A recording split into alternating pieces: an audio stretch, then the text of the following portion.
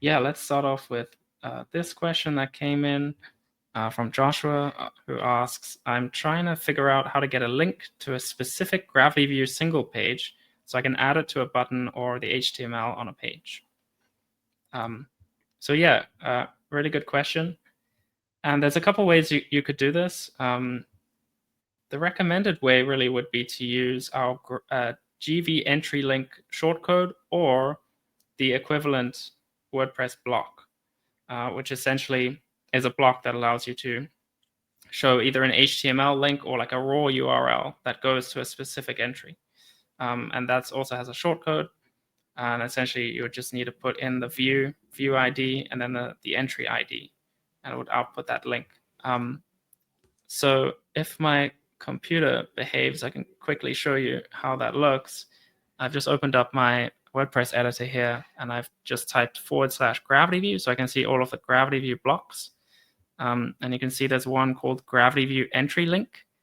And if I just select that block, here I can choose a view, and then I can put in an entry ID. And then if I preview that,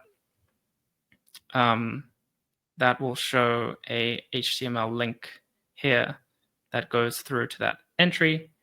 I can also, there's a few settings here I can play around with as well. And in the link settings, for example, I can change the format from HTML to URL if I want to do that. I can change the link action to edit entry if I want to, or even to delete the entry if I want to. And again, this is available as a shortcode as well. So I think that's a great way to do it. Zach, can you think of any other ways that might be helpful? Yeah, I think those are the ways, shortcode or the block. And we are going to be adding page builder support for these as well. So if you use, Elementor, Divi, Beaver Builder, we'll have modules and widgets for those as well. Right.